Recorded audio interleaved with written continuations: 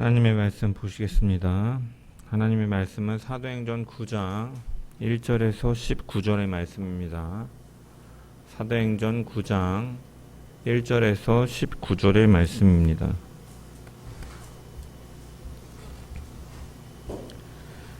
제가 하나님의 말씀을 봉독합니다.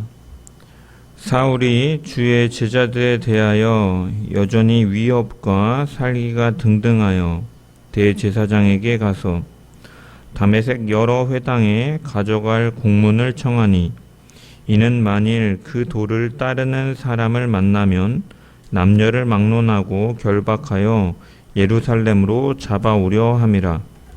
사울이 길을 가다가 다메섹에 가까이 이르더니 호련히 하늘로부터 빛이 그를 둘러 비추는지라. 땅에 엎드러져 들으매 소리가 있어 이르시되, 사울아 사울아 내가 어찌하여 나를 박해하느냐 하시거늘, 대답하되 주여 누구시니이까? 이르시되 나는 내가 박해하는 예수라. 너는 일어나 시내로 들어가라. 내가 행할 것을 내게 이를 자가 있느니라 하시니, 같이 가던 사람들은 소리만 듣고 아무도 보지 못하여 말을 못하고 서 있더라. 사울이 땅에서 일어나 눈은 떴으나 아무것도 보지 못하고 사람의 손에 끌려 다메섹으로 들어가서 사흘 동안 보지 못하고 먹지도 마시지도 아니하니라. 그때 다메섹에 아나니아라 하는 제자가 있더니 주께서 환상 중에 불러 이르시되 아나니아야 하시거늘, 대답하되 주여 내가 여기 있나이다 하니, 주께서 이르시되 일어나 집 가라 하는 거리로 가서 유다의 집에서 다소 사람 사울이라 하는 사람을 찾으라. 그가 기도하는 중이니라.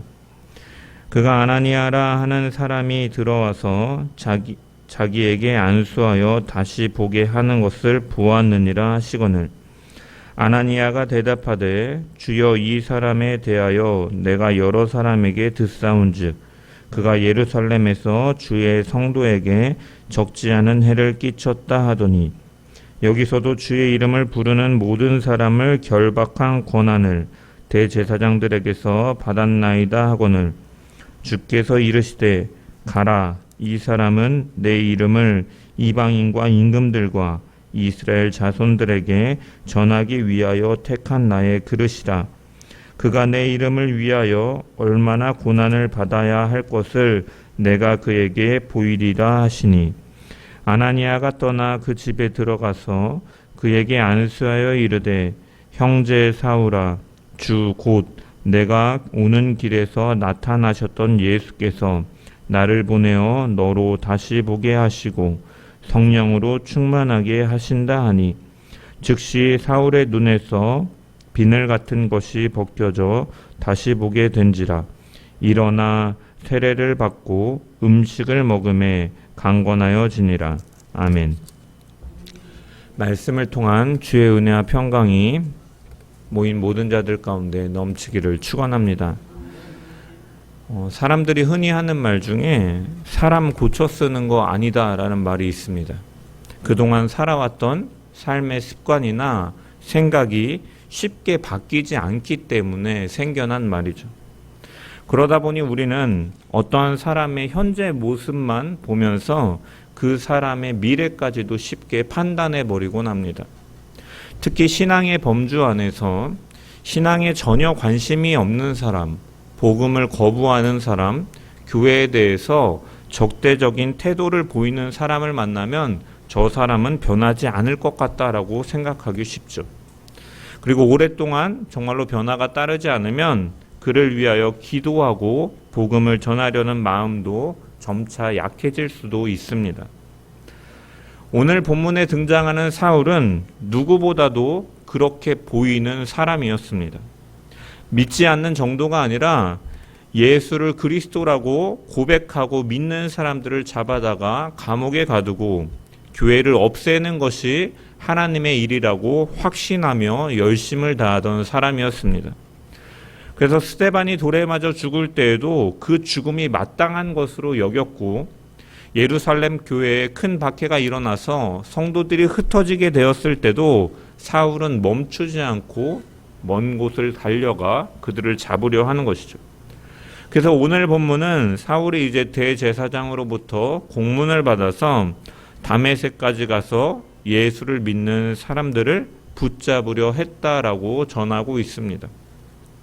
그런 예수의 이름을 따르는 남녀를 결박하여 예루살렘으로 끌고 오기 위해 다메섹 길을 나선 것이죠. 그런데 바로 그 길에서 사울은 부활하신 예수님을 만나게 됩니다. 예수의 이름을 대적하기 위해 가던 그 교회를 무너뜨리려고 하는 사람이 이제 예수님께 붙들리게 되고 이후에는 복음을 전하고 교회를 세우는 주님의 일꾼으로 부름을 받는 것입니다.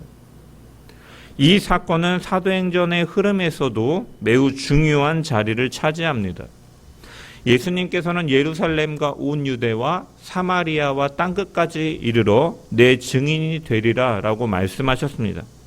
그 말씀대로 복음은 이제 예루살렘을 넘어서 사마리아에 전해지고 지난 시간에 살펴본 것처럼 광야길에서는 에디오피아 내시에게까지 전해졌습니다. 그리고 이제 복음은 본격적으로 더 넓은 이방 세계를 향해서 나아가게 되는데 주님께서는 바로 그 일을 위하여 사울을 부르시는 것이죠. 그래서 우리는 여기서 복음의 역사를 이끌어 가시는 분이 누구신지를 분명하게 보게 되는 것이죠. 부활하신 예수님께서는 사울의 길을 멈추시고 그가 붙들고 있던 확신을 무너뜨리시며 그를 교회의 형제로 받아들이게 하시고 자신의 이름을 전할 그릇으로 세우고 계신 것입니다. 그래서 우리는 오늘 말씀을 통해 우리가 살펴본 것은 단지 사울이 어떻게 변했는가 하는 이야기가 아니다라는 것이죠. 주님을 대적하던 사람에게 누가 찾아오셨는지, 그를 어떻게 새롭게 하셨는지, 그리고 무엇을 위하여 부르셨는지를 우리는 살펴볼 것입니다. 그래서 이 말씀을 통해서 우리는 우리를 찾아오신 주님의 은혜를 다시 깨닫고 변화가 더디게 보이는 사람들도 포기하지 않으며 우리에게 맡기신 자리에서 복음의 증인으로 살아가기를 결단하는 우리 모든 자들 되기를 주님의 이름으로 간절히 축원합니다.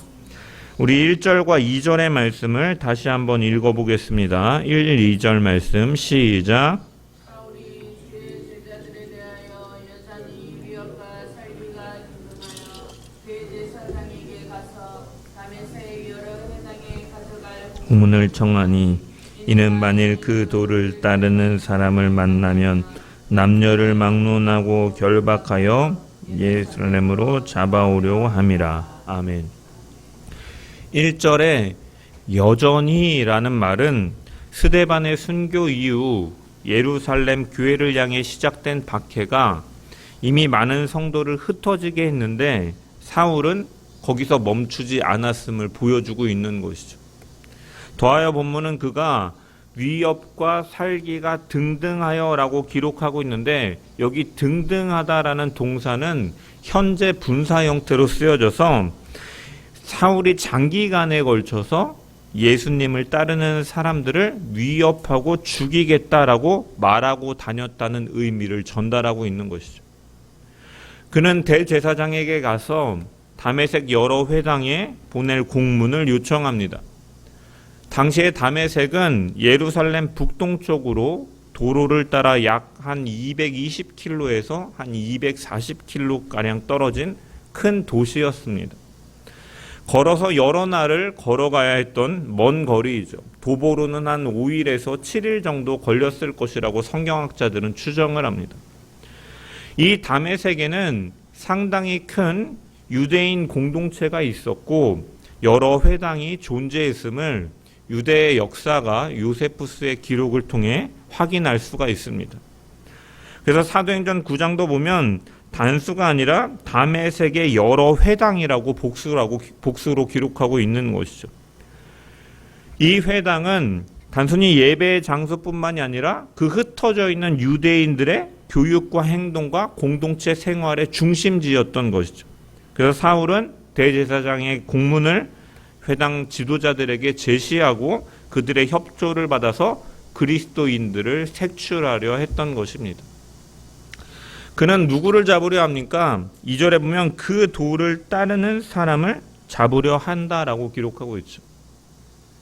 그 도를 따르는 사람이라는 표현은 예수 그리스도를 믿는 신앙의 본질을 보여주는 것이죠. 도라고 번역된 이것은 길이죠. 그리고 헬라어로 호도스입니다. 개역개정은 그 도를 따르는 사람이라고 번역해 놓았지만 원문을 좀 더 직역해 보면 그 길에 속한 사람이라는 의미입니다. 그 길에 속한 사람들.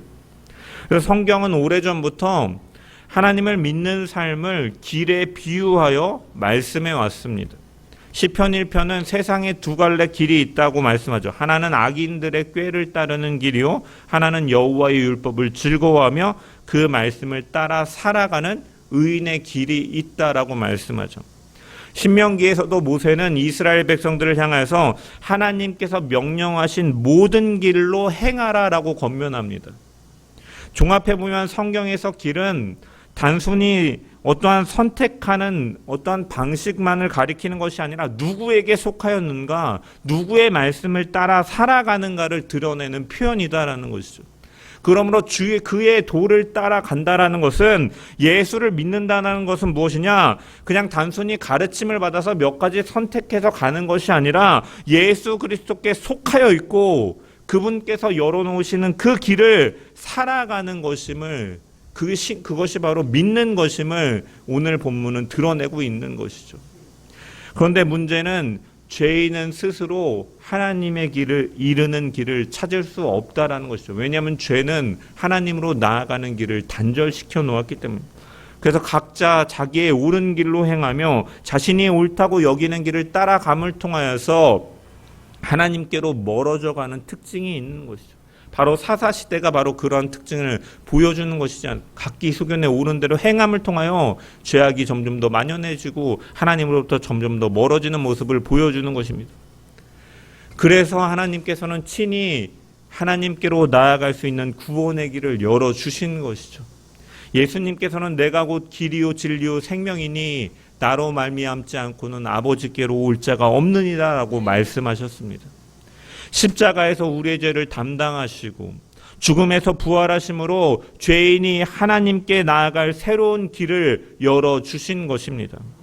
그리고 우리는 은혜로 그리스도께 속하여 되었고 그렇기 때문에 우리는 그분의 길을 걷게 된 사람들인 것이죠. 그러므로 우리가 그리스도의 도를 따른다라는 것은 예수님께서 내가 곧 길이요 진리요 생명이라고 말씀하신 것처럼 오직 그리스도를 의지하며 하나님께 나아가는 자, 그리고 그분을 주님으로 모시고 살아가는 삶을 가리키는 것입니다. 이전에는 자기의 뜻과 욕망을 가지고 살았다면 이제는 말씀 앞에서 자신을 부인하고 주님의 뜻을 따라 걷는 삶이 바로 믿음인 것입니다. 우리는 예수님께 속하여 그분이 열어놓으신 길을 걸어가는 자들인 줄 믿습니다. 가정과 일터를 비롯한 삶의 모든 자리에서 그리스도를 바로 나의 주님으로 인정하고 그분의 말씀에 순종하는 자들 되기를 주의 이름으로 간절히 축원합니다. 사울이 다메섹으로 나아갈 때 그에게 예상하지 못했던 일이 벌어집니다.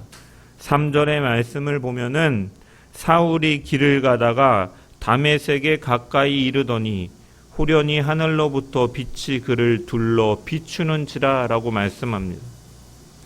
누가는 이 사건을 사도행전에서 3차례에 걸쳐 기록합니다. 9장에서는, 오늘 본문인 9장에서는 누가가 사건을 직접 서술하고 있고 22장과 26장에서는 이 사울이 자신의 회심을 증언하면서 기록하고 있죠. 사도행전 22장 6절을 보면은 바울은 가는 중 다메섹에 가까이 갔을 때에 오정쯤 되어 호련히 하늘로부터 큰 빛이 나를 둘러 비치매라고 말합니다. 그리고 26장 13절을 보면은 그 빛이 하늘로부터 해보다 더 밝은 빛이 나와 내 동행들을 둘러 비추는지라라고 증언하고 있습니다. 한낮의 햇빛보다 더 밝은 빛이 하늘로부터 사울을 둘러 비추었다라는 것이죠.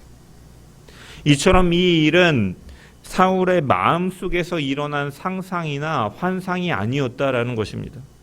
부활하신 예수 그리스도께서 실제로 사울에게 나타나신 사건이었죠. 그래서 본문의 17절에도 아나니아는 사울에게 뭐라고 말합니까? 내가 오는 길에서 나타나셨던 주 예수라고 말씀하고 있는 것이죠. 그래서 바울 역시도 고린도전서 15장을 보면은 부활하신 주님께서 여러 증인들에게 나타나신 것을 말씀하신 이후에 맨 나중에 만삭되지 못하여 난 자 같은 내게도 보이셨느니라라고 말씀하죠. 부활하신 주님께서 직접 나타나셨다, 자기를 찾아오셨다라고 말씀하시는 것이죠. 이처럼 다메섹에서 사울이 만난 분은 그의 생각 속에 있던 예수가 아니라 죽음을 이기고 부활하셔서 하늘의 영광 가운데 살아계시는 예수 그리스도였다라는 사실인 것입니다.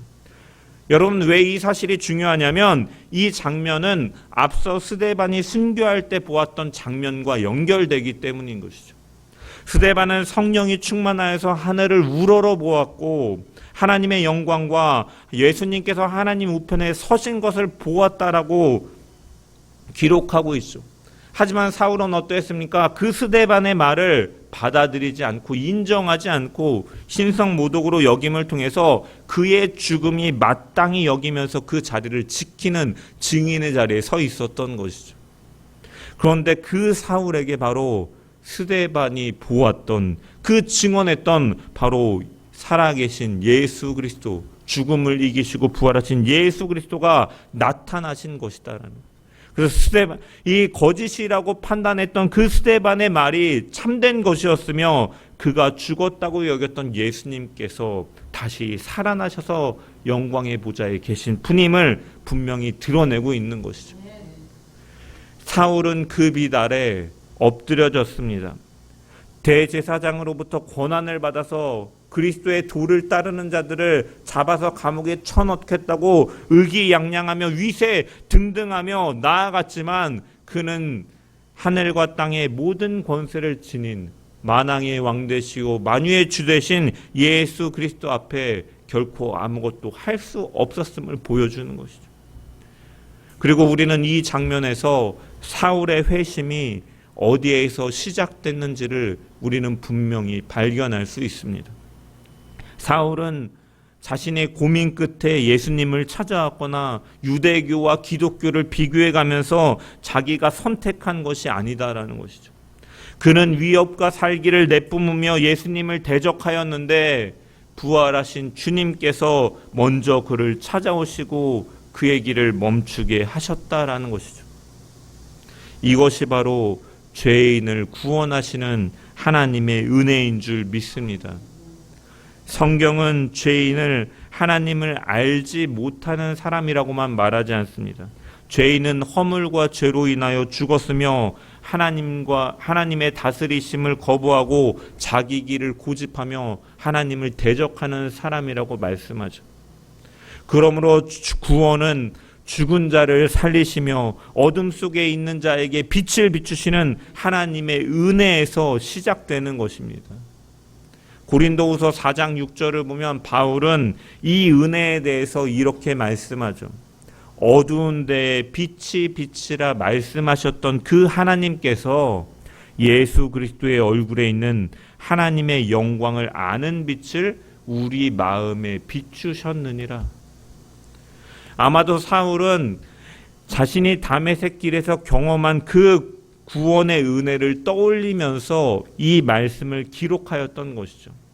창조의 처음에 첫날에 어둠 가운데 빛을 명하셨던 하나님께서 죄인의 어두운 마음에도 복음의 빛을 비추는 은혜를 비춰주심을 통하여 회심이 시작되는 것이다라고 분명히 밝히고 있는 것입니다.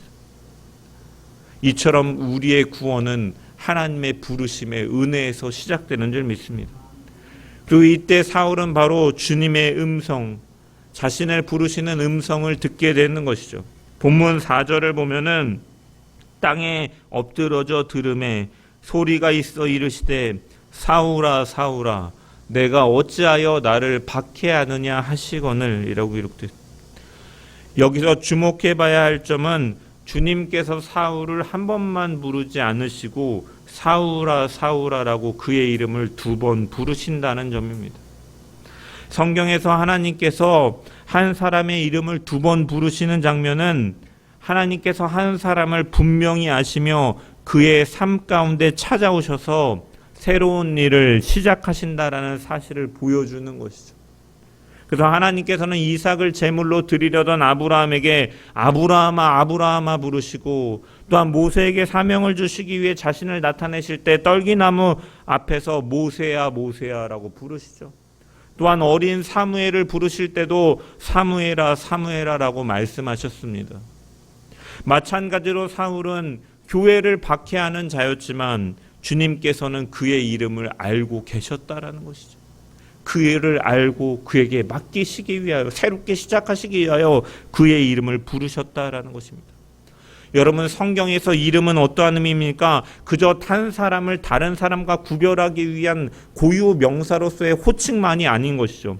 이름에는 그 사람의 성격과 인격과 존재와 그가 살아온 삶 전체를 나타내는 것이죠. 그래서 하나님께서는 야곱을 이스라엘로 바꿔 이름을 바꿔 부르시는 것이죠. 아브라함을 아브라함으로 부르시고 사레를 사라라고 바꾸시는 것에는 이러한 의미가 있는 것입니다. 그러므로 하나님께서 한 사람의 이름을 부르시고 아시고 부르신다라는 것은 그가 누구인지를, 그동안 어떻게 살아왔는지를 아실 뿐만이 아니라 그를 인격적으로 대하시고 자신의 뜻 가운데 불러주신다라는 의미가 담겨 있는 것입니다. 예수님께서는 그래서 자신을 선한 목자에 비유하시며 말씀하시면서 자기 양의 이름을 각각 불러 인도하여 낸다라고 요한복음에 말씀하시죠. 양은 목자에게 숫자나 무리의 일부로서만 그냥 존재하는 것이 아니다는, 자기 양을 알고 그 이름을 부른다라는 것은 그 형편과 그의 처지와 그의 존재와 모든 것을 알면서 생명의 길로 인도한다라는 것을 의미하는 것입니다. 여러분, 이처럼 주님께서 우리를 부르신 구원의 은혜는 이렇게 인격적이고 따스한 부르심이다라는 것이죠. 주님은 아무 관계도 없는 무리를 구원하신 것이 아니라 자기 백성을 각각 아시고 이름을 불러서 그리스도께로 인도하신 분이신 줄 믿습니다. 사울의 분노와 잘못된 확신, 지금까지 걸어온 모든 길을 알고 그를 부르신 것처럼 주님은 우리의 과거의 죄와 연약함을 모두 아시면서도 우리를 외면하지 않으시고 복음으로 불러서 너는 내 것이라 말씀하시는 분이십니다. 선민아 너는 내가 지명하여 불렀나니 너는 내 것이라 말씀하시는 하나님이시다라는, 주님께서 먼저 우리를 아시고 붙드셨다라는 사실이 바로 구원받는 성도에게 가장 깊은 위로가 되는 줄 믿습니다. 사람은 다 알지 못하고 목회자조차 성도의 형편을 다 알지 못하나 우리를 구원하신 주님은 우리의 모든 처지와 형편을 아시고 우리를 생명의 길로 부르신 주님, 그 주님은 바로 우리와 함께 하시는 주님이신 줄 믿습니다. 그 주님의 위로를 날마다 경험하며 그 은혜 속에서 날마다 강건하여지고 새로워지는 주의 백성들 되기를 주님의 이름으로 간절히 축원합니다. 이렇게 사울을 부르신 주님께서는 내가 어찌하여 나를 박해하느냐라고 말씀하십니다. 이것은 사울이 하나님을 섬긴다라고 행한 일이 실상 누구를 대적하는 일이었는지를 드러내는 질문이신 것이죠. 하나님을 위한 일이라고 생각했던 그의 일은 실상은 하나님을 대적하는 일이었음을 보여주고 있습니다. 또한 이 말씀은 무엇을 우리에게 알려줍니까? 그리스도와 교회가 얼마나 깊은 연합의 관계인지를 보여주는 말씀인 것이죠. 예수님께서는 교회를 자신과 분리하여서 말씀하시지 않으셨습니다.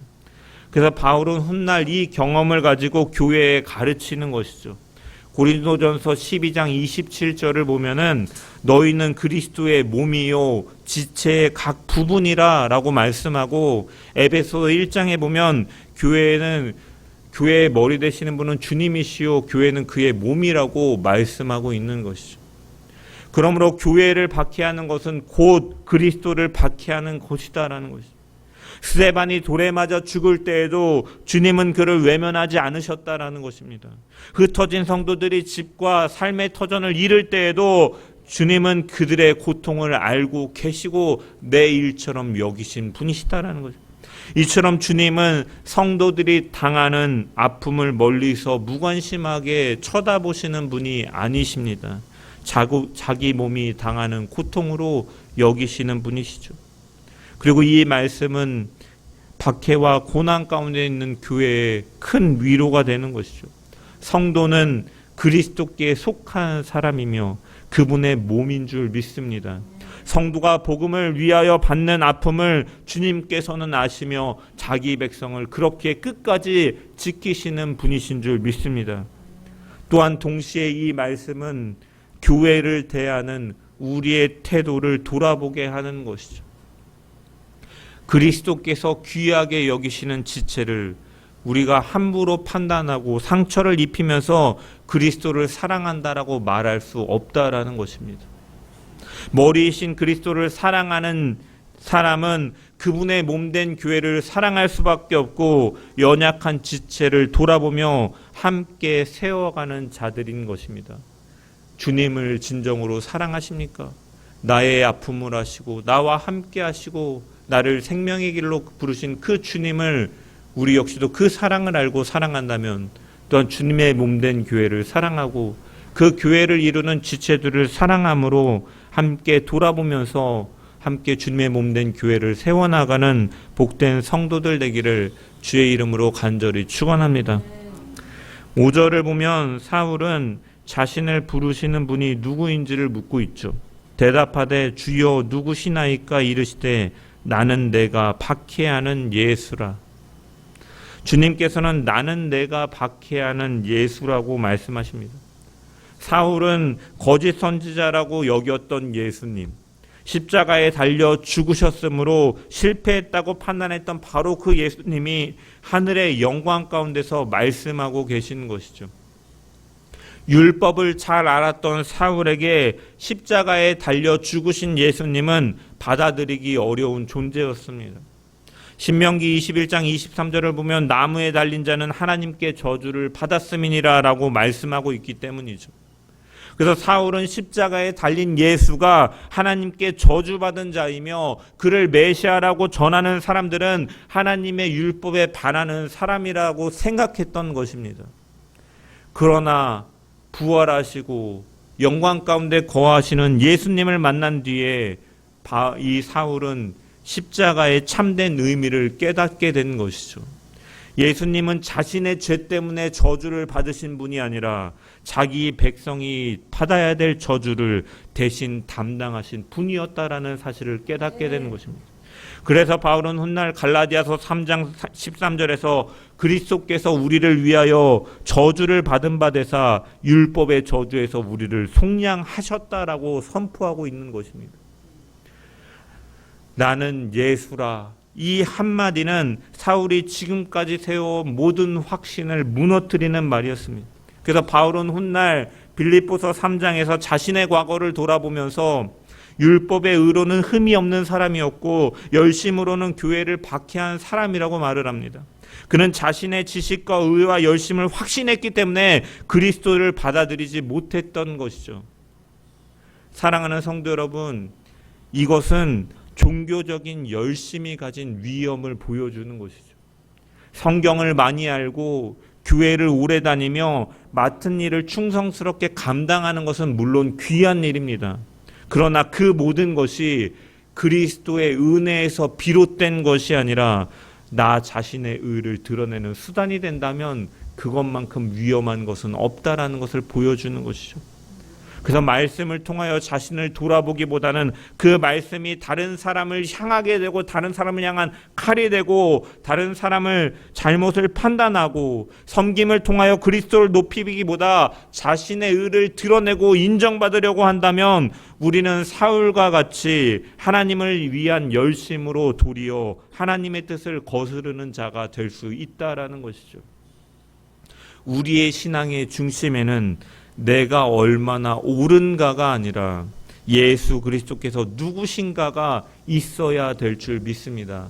말씀을 더욱 알아갈수록 나의 죄인된 나의 비천한 존재임을 더욱더 고백하는 가운데 그런 나에게 베푸신 주님의 은혜를 고백하는 자가 되어야지 내가 아는 지식을 통하여 남을 비판하고 판단하고 정죄하고 그런 자리 가운데 있다면 그것은 하나님의 은혜의 부르심 안에 있는 것이 아니라 하나님의 뜻을 거스르는 길이 될 수 있음을 우리는 분명히 기억해야 될 줄 믿습니다.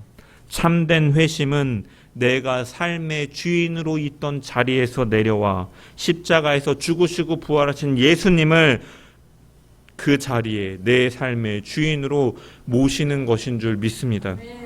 내 지식과 경험과 열심까지도 그리스도의 말씀 앞에 내려놓고 그분이 오르시며 나는 그 은혜 없이는 살아갈 수 없는 죄인임을 고백하며 살아가는 저와 여러분 되기를 소망합니다.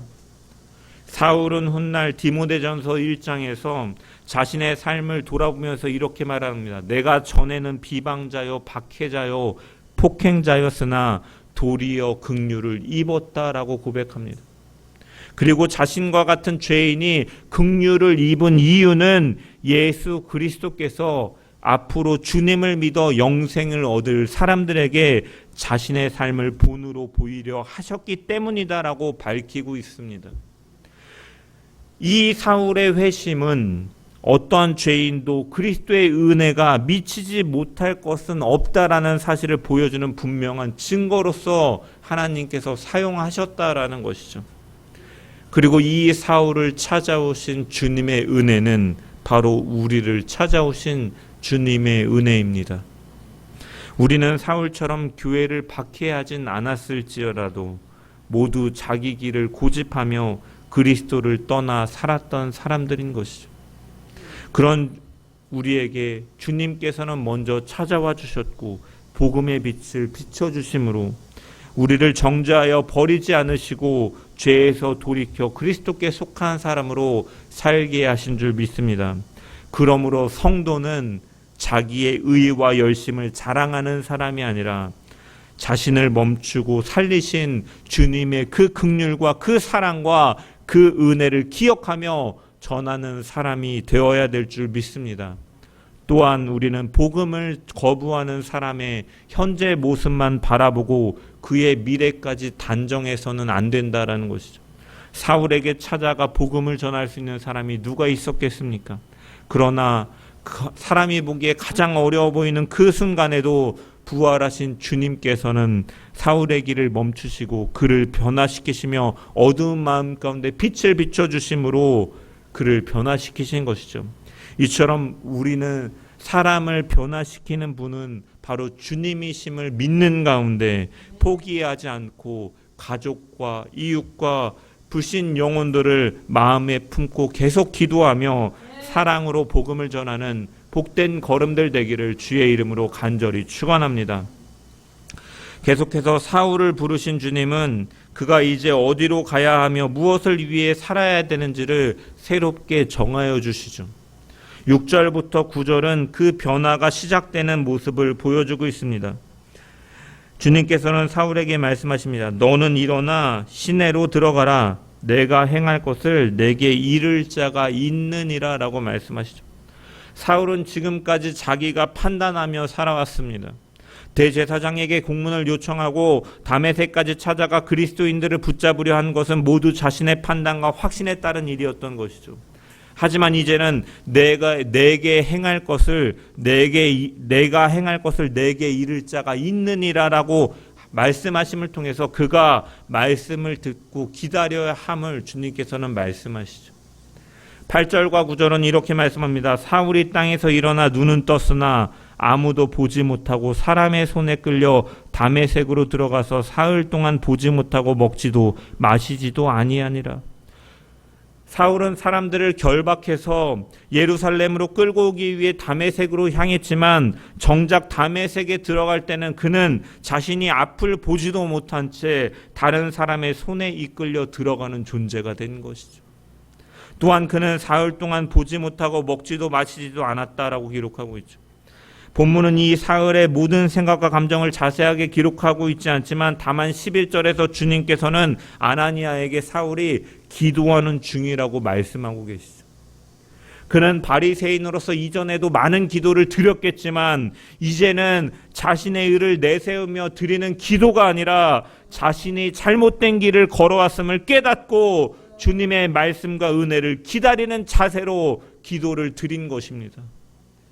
이처럼 그는 내가 삶의 주인으로 있던 자리에서 내려와 주님께서 말씀하시는 길을 따르기 시작한 것이죠.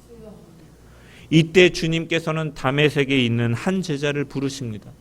10절부터 12절의 말씀을 보면 그때 다메섹에 아나니아라 하는 제자가 있더니 주께서 환상 중에 불러 이르시되 아나니아야 하시거늘 대답하되 주여 내가 여기 있나이다 하니 주께서 이르시되 일어나 집 가라 하는 거리로 가서 유다의 집에서 5 사람 사울이라 하는 사람을 찾으라.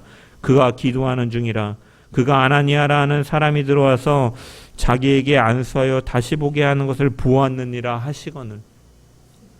이 아나니아는 사도행전 22장에서 바울은 그를 가리켜서 율법에 따라 경건한 사람으로 거기 사는 모든 유대인들에게 칭찬을 받는 사람이라고 소개합니다. 이처럼 아나니아는 다메섹에서 신실하게 살아가던 한 명의 그리스도인이었던 것이죠. 주님께서는 바로 그 아나니아를 사울에게 보내십니다. 여러분, 이 장면이 보여주는 것은 무엇입니까? 주님은 사람을 구원하실 때 교회를 사용하시는 분이시다라는 것이죠. 믿는 자를 사용하여 구원에 이르도록 하시는 분이시다. 아나니아를 보내어서 사울에게 말씀을 전하게 하시고 그에게 안수하여 세례를 베풀게 하신 것입니다. 하나님께서 구원하시지만 그 구원의 은혜를 말씀과 성례와 성도의 섬김이라는 은혜의 방편을 통하여 누리게 하신다라는 것이죠. 이처럼 그리스도께 부름받은 사람을 그리스도의 몸된 교회 안으로 불러 모으시는 것입니다.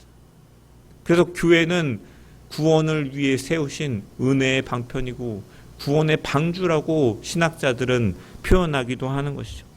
그래서 이 명령은 아나니아가 쉽게 순종할 수 있는 일이 아니었습니다. 13절에서 14절의 말씀을 보면 주님의 말씀을 듣고 아나니아가 대답하되 주여 이 사람에 대하여 내가 여러 사람에게 듣사온즉 그가 예루살렘에서 주의 성도에게 적지 않은 해를 끼쳤다 하더니 여기서도 주의 이름을 부르는 모든 사람을 결박한 권한을 대제사장들에게서 받았나이다 하거늘.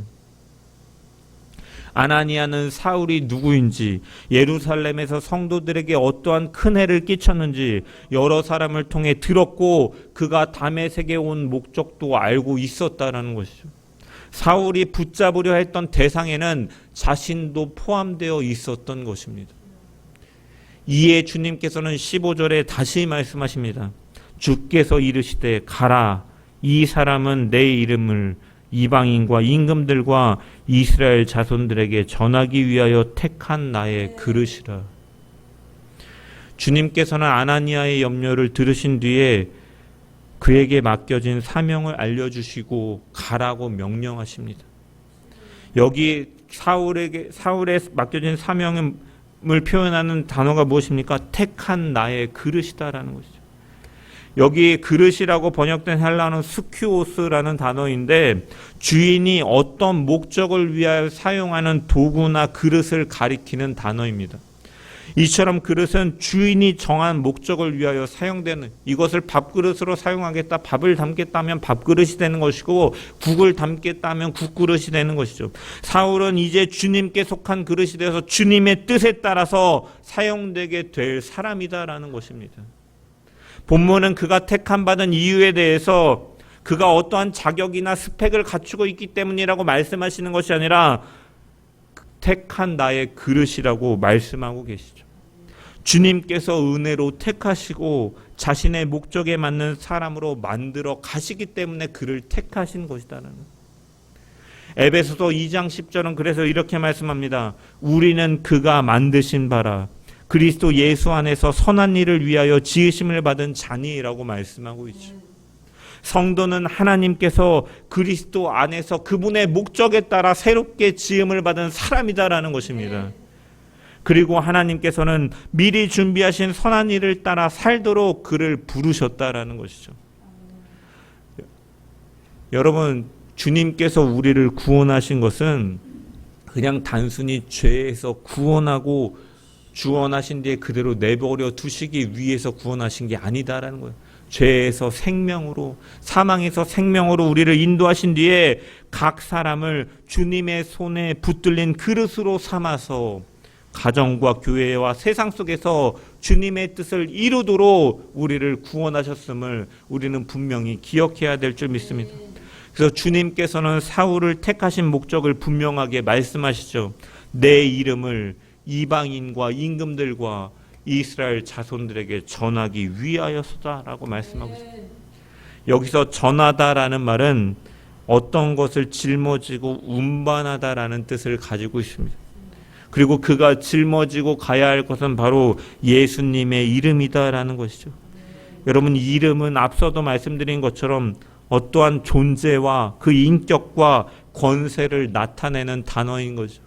그러므로 예수의 이름을 전한다라는 것은 십자가에서 죽으시고 부활하신 예수님이 누구신지, 그분이 이루신 구원이 무엇인지, 그분이 어떠한 권세이신지를 선포하는 것을 가리키는 것이죠. 자신의 죄를 대신 지신 구주시며 죽음을 이기시고 부활하신 주님이심을 증언하는 것입니다. 그리고 이것은 사울에게만 맡겨진 사명이 아닌 것이죠. 모든 성도는 자신을 구원하신 예수 그리스도의 이름을 세상에 전하도록 부르심을 받았습니다.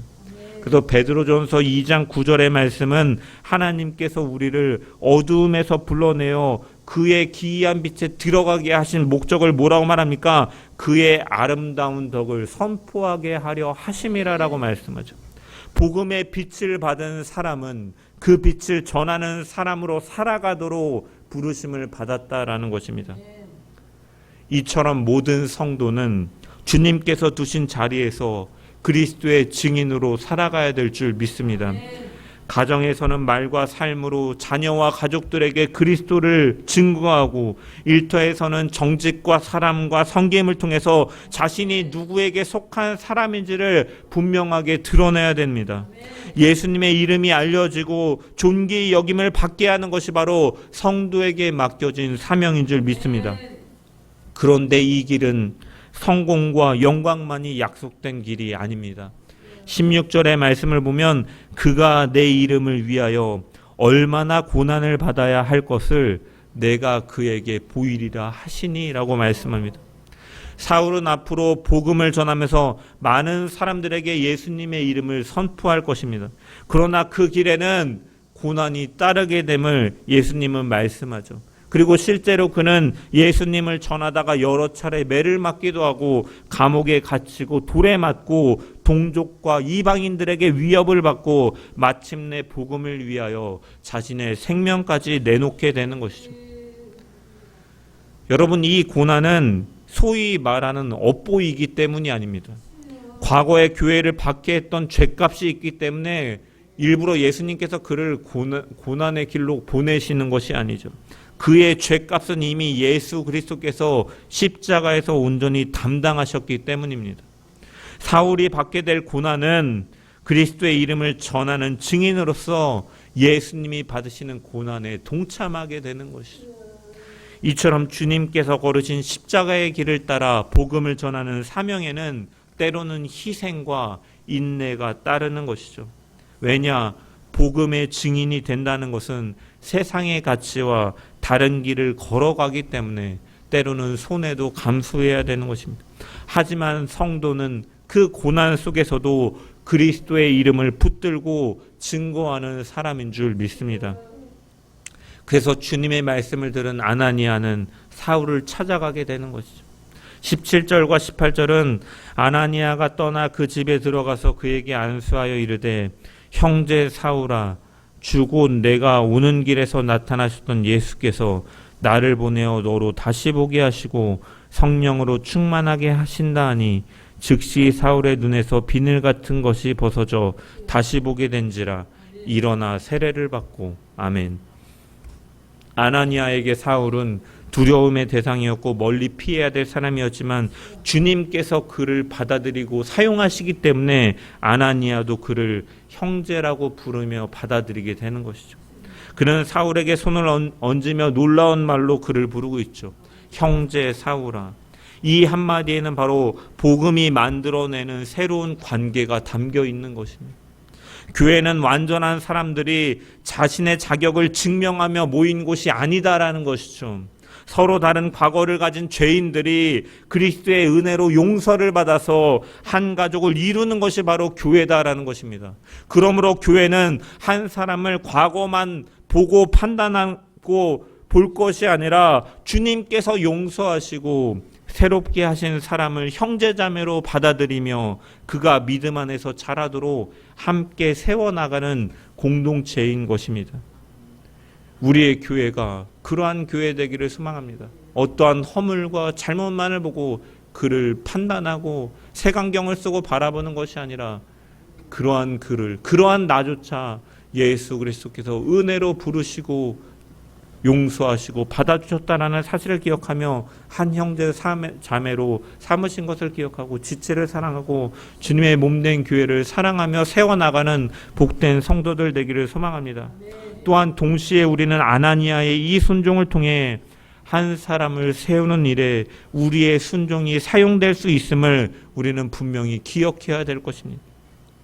아나니아의 한마디와 그 안수 순종의 걸음을 통하여 사울은 다시 보게 되었고 교회의 형제로 받아들여지게 됩니다.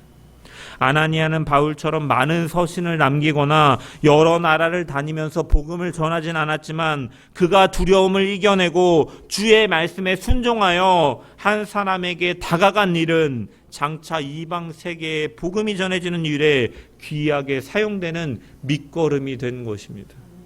이처럼 우리의 작은 순종이 어떠한 열매를 맺게 될지는 우리는 알 수가 없는 것이죠.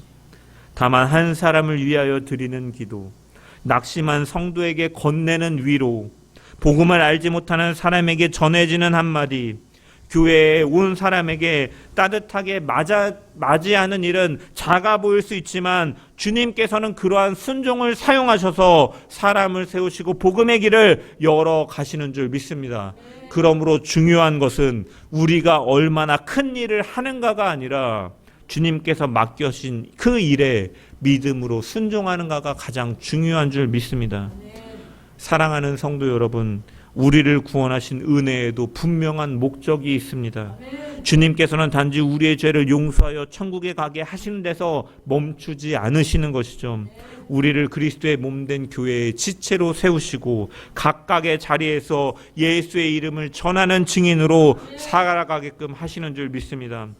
그러므로 우리는 자신의 부족함만을 바라보면서 나는 주님께 쓰임받을 수 없다라고 말해서는 안 되는 것이죠. 사울을 택한 그릇으로 삼으신 주님께서는 우리의 연약한 우리도 자신의 뜻을 이루는 도구로 사용하시는 분이신 줄 믿습니다. 또한 자신의 능력과 열심을 자랑해서도 안 되고 그릇은 그릇 자체에 그 가치가 있는 것이 아니라 누구의 손에 붙들려서 무엇을 담고 있는가에 있음을 기억하며 우리를 어두움 가운데 불러내시고 생명의 빛에 속하게 하신 그 은혜를 기억하면서 이제는 자신의 이름이 아니라 예수 그리스도의 이름만을 드러내는 복음의 증인으로 살아가는 복된 성도들 되기를 주의 이름으로 간절히 축원합니다.